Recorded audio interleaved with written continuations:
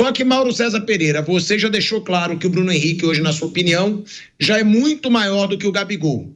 Para a história do Flamengo, né? Para essa geração, você acha que o nome que tem que ser mais eternizado é o dele, e eu concordo. Eu acho que hoje o Bruno Henrique, pelo que ele vem entregando, pelo que ele entregou, inclusive, porque muito se fala do Gabigol em 2019 pelos 2 gols na final, e eu acho que foram históricos, mas aquele 2019 o Bruno Henrique foi o cara do Flamengo. Só que ele não é tão midiático, na verdade ele não é nada midiático, né? E ele chega longe do lado midiático do Gabigol, que faz comemoração, faz polêmica contra os rivais. Então ele acaba sendo menos falado. Mas esse Bruno Henrique, Mauro, ele assumiu o protagonismo de novo, que ele tinha perdido no time do Flamengo. E ele assume novamente, né? O que falar do protagonismo do Bruno Henrique com 33 anos? E outra, Mauro, Felipe Luiz, né? Até para sair um pouco da mesmice, que a gente sempre vem falando bem dele, porque tem que falar, porque o cara faz um trabalho impecável, essa é a verdade. Os números dele, 22 jogos, 16 vitórias, 6 empates, são os últimos 22 jogos do Felipe Luiz, 22 jogos de invencibilidade. Ele tem 81,8%, né, de aproveitamento nesses últimos 22 jogos, 43 gols marcados e 11 gols sofridos. Além disso, Mauro, desde que ele assumiu, ele só perdeu um jogo. A pergunta que eu faço, eu sei que você odeia a comparação, mas não tem como fugir dessa comparação, porque todos os rubro-negros se fazem hoje. Já dá para comparar o Felipe Luiz com aquele cara que o inspirou, que ele mesmo diz, minha inspiração é o Jorge Jesus. Jorge Jesus falou numa entrevista recente que conversa ainda com o Felipe Luiz, que eles ainda se falam sobre futebol. Já dá para comparar, Mauro, o trabalho, ou é muito cedo porque o Felipe Luiz ainda não teve uma temporada cheia que ele vai ter agora com o Brasileiro e Libertadores? É óbvio que não tem como comparar, né? Pelo amor de Deus, né, Thiago? Um cara ganhou a Libertadores e ganhou o Brasileiro com recorde de pontos. E pegou o time vários pontos atrás do líder na 10ª rodada que ele estreou. E passou o rodo em todo mundo. O Felipe Luiz sequer ainda disputou um Brasileiro inteiro, pegou na reta final. E o time ontem teve alguns problemas também, né? O lance do gol, acho que tem uma falha grave. 2 jogadores do Vasco livres na segunda trave para finalizar. O primeiro fura, o segundo faz o gol. O Arrascaeta estava fazendo marcação ali. Acho que ele ontem também jogou um pouco por alto a história da minutagem. Durante o jogo se preocupou com isso, mas a formação inicial, ele pôs jogadores que estão jogando direto. Varela jogando direto, Wesley direto. Arrascaeta muito mal e continua jogando. E o Luiz Araújo fica de fora. Está na hora também de pensar nisso. O que acontece com o Arrascaeta? Vai jogar até quando como titular pelo nome? Errando tecnicamente, fisicamente não parece bem também, cometendo falhas que não são compatíveis com um jogador dessa qualidade. Ele é o técnico, ele vai ter que tomar algumas decisões. E o jogo agora é contra o Fluminense, tudo indica que o Fluminense deve passar hoje, e aí o buraco é bem mais embaixo. É bem mais embaixo. Você pega os 32 últimos jogos do Flamengo e Fluminense, é total equilíbrio. Total equilíbrio. Se pegar os 20 últimos, o Fluminense tem mais vitórias do que o Flamengo no confronto. 2 a mais. Aí é outra história. O Fluminense é outro papo, não é o Vasco não. O Fluminense encara o Flamengo, compete com o Flamengo. Não estou falando desses 2 jogos do Felipe Luiz, não. Estou falando do recorte muito mais amplo. E fizeram 4 finais entre 2020 e 2023, cada um venceu 2. E a última vencida pelo Fluminense foi 4-1, né? E tinha perdido por 2-0. É outro confronto, aí o Felipe vai ter que mostrar as suas armas, mostrar o seu repertório, capacidade de usar o elenco e talvez até tomar algumas decisões. O Luiz Araújo está pedindo passagem, por que ele não joga? Tudo bem que ele gosta do Plata, o Plata está jogando bem e tal, mas não se justifica. O que eu achei que foi ontem bem foi o De La Cruz, fez um ótimo jogo, para mim fez um ótimo jogo, não foi até o final, até por questões óbvias, voltando agora depois de uma inatividade, mas o Arrascaeta é um ponto para ser discutido. Ele já sinalizou que se não estiver bem, ele vai perder a posição. Está jogando com o nome. Não faz uma jogada, não participa do jogo como antes, não consegue desenvolver. O que acontece com ele? Está mal fisicamente? Por que está mal tecnicamente? O que se passa? Isso tem que ser visto, tem que ser descoberto, tem que ser percebido. Agora, acho que qualquer comparação precipitada com relação a qualquer profissional no estágio do Felipe Luiz está começando, isso é muito ruim para ele, não tem que comparar. Jorge Jesus concluiu um trabalho e está começando a sua escalada. Ganhou a Copa do Brasil, é verdade, mas pegou já na semifinal e ganhou a Supercopa, que é um jogo só. Jogando bem, ótimo trabalho, mas é só um começo, né? Tem que ficar comparando com um técnico consagrado e que antes já tinha ido muito bem no Benfica, devolveu ao Benfica a hegemonia do futebol português, antes de treinar o Flamengo, bateu o recorde de vitórias lá no Al Hilal. Mas na Arábia Saudita sim, mas tem vários jogadores importantes lá, técnicos que foram para lá ganhar milhões, e ele foi muito bem, né? Então ele tem uma trajetória, né? Champions League, disputou, antes de ser demitido, se classificou no grupo que teve o Barcelona eliminado. Então o Jorge Jesus tem feitos que o Felipe Luiz nem teve oportunidade de fazer, então acho que não tem que ficar comparando, não. Acho que e você acha o trabalho semelhante? Não, você acha o trabalho semelhante que ele diz que ele se inspira no Jorge Jesus, forma de jogo ou não? Ele semelhante o quê? Porque joga com pressão alta, joga tentando recuperar a bola no campo de ataque. Acho que o Flamengo jogou assim também com o Vitor Pereira em alguns momentos. Até com o Tite. Essa é uma característica do Flamengo, não é do Felipe Luiz. É a necessidade de um time com muitos jogadores ofensivos, é você começar a se defender atacando, tentando recuperar a posse de bola no ataque. E outros técnicos fizeram jogar assim também. Do Vitor Pereira eu nem vou falar, mas do Tite jogou não assim, dá pra comparar. Pega Flamengo e Palmeiras. Flamengo e Palmeiras na Copa do Brasil. Não é um jogo, Thiago. Eu disse o quê? O Flamengo do Felipe Luiz joga assim sempre. Eu disse o quê? O Flamengo jogou dessa maneira também com outros técnicos. Ou seja, essa é uma característica do Flamengo. E não foi só esse jogo. Teve outros jogos que o Flamengo jogou assim. Não, mas o Tite acabou com essa característica do Flamengo. Não, ele não acabou. O Flamengo não tinha essa característica do Tite, mano. Sim, mas é a minha opinião. Só a minha é diferente da sua. Posso terminar? Se você deixar eu concluir. Pode. Então deixa eu terminar. O Flamengo jogou assim com outros técnicos. É surreal. O Flamengo jogou assim algumas partidas com o Tite, não todas as partidas, o que é até um erro da parte dele, né? Deveria ter sido o time mais impositivo mais vezes. Jogou assim com o Paulo Souza, jogou assim com... Isso é uma natureza do Flamengo. Esse time, com essa característica, essa formação de elenco, não é time para jogar futebol reativo, não é time para jogar esperando o adversário, a não ser situações muito peculiares. Fora de casa, em mata-mata, em determinada situação, pode ser necessário, quando tem um jogador expulso. Mas essa é uma natureza do Flamengo. O mérito do Felipe Luiz é entender isso, ele entende isso, ele percebe isso. Ele percebe que o Flamengo não é o Atlético de Madrid, onde ele jogou, que atua de uma forma absolutamente antagônica. Mas essa é uma natureza do time, do Flamengo, desse elenco, dessa era do Flamengo. É meio que DNA até do clube. É como a torcida gosta e esse time tem condições de jogar assim. E joga dessa maneira porque é a maneira que tem que jogar. O Flamengo jogou contra o Fluminense do Diniz, algumas partidas, até quando perdeu, dessa forma, pressionando no campo de ataque, o que causa desconforto para os times do Diniz, que gosta de construir lá de trás.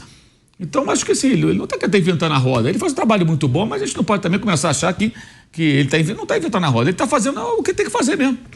Porque ele jogou, ele percebe, ele é inteligente, ele teve diferentes treinadores no próprio clube e ele percebe que essa é a forma mais adequada para utilizar esse elenco. Não é um time para jogar de contra-ataque, para jogar esperando o adversário, pelo contrário, é um time para pressionar. E ele está fazendo isso. Agora, não é só o Jorge Jesus que joga assim, não é só o Felipe Luiz que joga assim, isso é uma das maneiras de jogar futebol. Tem várias formas, essa é uma delas. E é como joga o Flamengo, é como joga o time dele. E ele tem méritos por colocar o time para jogar dessa forma. Mas jogou assim também com outros técnicos. Porque a natureza do time é essa. A natureza desse Flamengo é essa aí. Como outros times têm outra característica de jogar de forma talvez um pouco mais cautelosa, esperando, jogando no erro do adversário. Cada um tem a sua forma de jogar. E essa era do Flamengo, com esses jogadores, é assim que joga. E é assim que tem que jogar. Qualquer coisa diferente disso, a não ser um jogo muito peculiar, alguma situação muito específica, a tendência é dar errado. Dá errado, mas com outros técnicos jogou assim. Jogar assim não significa que jogou sempre assim, né? Mas jogou assim, com outros técnicos também. Que é uma coisa assim, com relação ao Tite, que é muito curiosa, a confusão que se faz com o Tite com relação à imagem dele, o perfil dele como técnico, como fosse um defensivista. As pessoas esquecem, por exemplo, que era a seleção brasileira. Funcionou tudo errado, foi uma porcaria. Mas a formação, a escalação do Brasil na Copa do Mundo é um time super ofensivo. Paquetá era volante, gente. Jogava com 2 atacantes nas pontas, Neymar e o centroavante, que era o Richarlison. O time era ofensivo, o Flamengo jogava com formação ofensiva. Agora o Felipe tem... Não, mas o que eu digo... O Felipe tem adotado... É isso, Mauro. O Felipe Luiz, ele soube aproveitar esse DNA do Flamengo. Ele aproveitou, ele conseguiu. O Tite não. O Tite conseguiu em 5, 6 jogos. O Tite, se a gente for ver, quando que a gente ia imaginar um jogo do Flamengo contra o Penharol, do Felipe Luiz, do jeito que foi o Flamengo do Tite? Não ia. Mas como é que foi aquele jogo, Thiago? O de volta? Os 2 jogos. O Flamengo jogou em cima do Penharol os 2 jogos. Foi péssimo. Mas o Flamengo jogou em cima do Penharol os 2 jogos. Mas não criava chance, não. Não criou uma porção de chances. O jogador perdendo gol na pequena área. Claro, Bruno Henrique perdeu gols no Maracanã. O Plata perdeu um gol na pequena área que ele não foi na bola. Foram várias chances perdidas nos dois jogos. O Flamengo jogou dentro da área do Peñarol os 2 jogos, cara. Os 2 jogos. E perdeu a pulsão de gols. O que eu tô falando é que o Tite, quantos jogos a gente viu do Flamengo sem atacar, do Flamengo sem propor? Com o Felipe Luiz, eu concordo com você. Esse é o DNA desse time. Só que ele sabe aproveitar. Não, mas eu não tô comparando o Tite com o Felipe Luiz. Estou dizendo que o Flamengo joga assim com qualquer técnico. A não ser que chegue lá um cara que queira mudar completamente, que vai dar tudo errado. E os técnicos que lá passaram, todos eles em algum momento jogaram assim, porque é a natureza do time. Todos eles, sem exceção, com o Sampaoli, sempre o Flamengo teve jogos assim, porque é a característica desse elenco, desse time. É como tem que jogar. E ele sabe bem disso, então ele tenta jogar dessa forma. Mas isso não significa que ele tem que ser comparado a Jorge Jesus, porque eu acho que são situações diferentes. Um técnico já consagrado, com um nome, como currículo, ele está só começando. Eu acho até que é ruim para ele esse tipo de comparação, porque ele ainda vai ter que passar por muitas provações. Agora mesmo, vai ser ontem, a minutagem ontem não foi prioridade na escalação inicial, não. O Danilo foi preservado com dores musculares, mas o Wesley está jogando todas, o Varela estava jogando todas, o Arrascaíta está jogando direto, o Gerson está jogando direto, e estava 1-0 para ele, podendo perder ainda por 1-0. Mas ele meteu assim, eu quero ganhar, meteu o time e vai com força máxima contra o Fluminense. Né? A grande questão que eu acho hoje é qual é a força máxima. Hoje, nesse momento. Luiz Araújo ou Arrascaíta? O Arrascaíta para você tem que ser reserva. Eu acho que hoje, se ele botar o Luiz Araújo de saída para jogar por dentro, o Arrascaíta fora, pode ser interessante. E para usar o Arrascaíta 15, 20 minutos no final, talvez, porque ele não está rendendo. Talvez entrando no segundo. Ontem, por exemplo, o Verratti tinha que ter saído. Ah, mas ele, o goleador, ele pode. Não chegou bola nenhuma para ele, tropeçou, caiu sozinho, não consegue participar, não tem intensidade, não tem velocidade.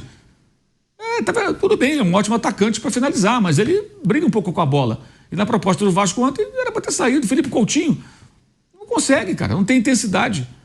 Então, assim, o mesmo vale para essa versão desse momento do Arrascaíta. Antes que algum bobalhão venha daqui a 6 meses, ele está comendo a bola, você queria barrar. Hoje, estamos falando hoje, 9 de março de 2025.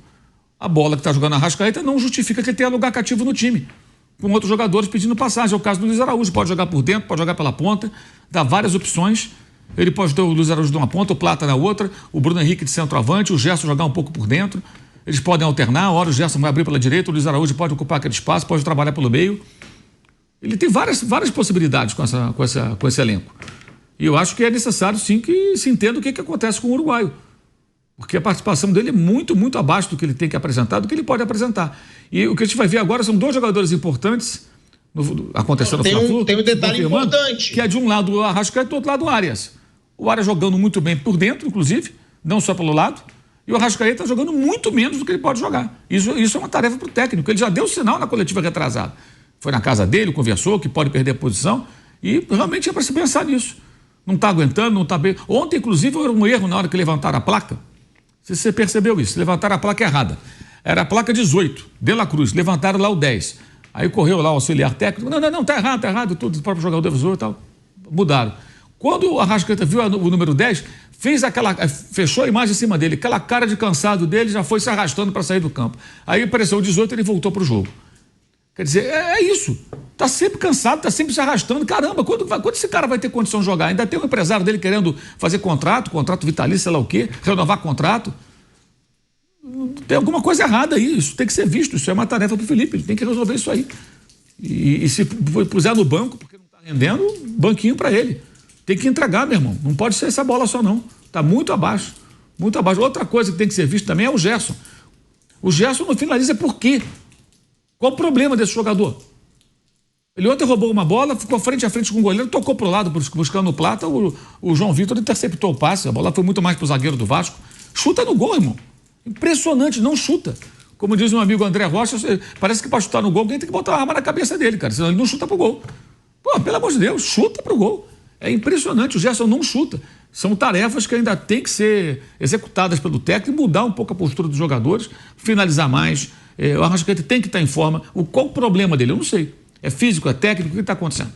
Por que não está conseguindo render? Por que está rendendo tão pouco? Não dá para jogar com o nome, não. Joga com o nome quando você não tem opções no elenco. O elenco é pobre, você vai ter ali um cara que vai jogar com o nome. O Felipe Coutinho está jogando com o nome. Paier. Né? O Paier nem joga, né? Fica no banco, né?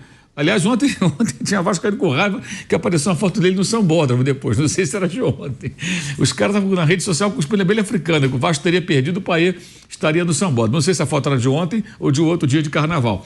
Mas o pessoal na bronca com ele. Deixa o rapaz ir pro desfile também. Vai mudar nada, gente. O Paê do Carnaval vendo o desfile na Sapucaí ou em casa dormindo depois de mais uma derrota do Vasco. Não é isso que vai alterar a situação do clube. Na verdade, o Paê não tem que renovar contrato, né? Porque não se justifica. Jogador caro que não entrega nada pro Vasco.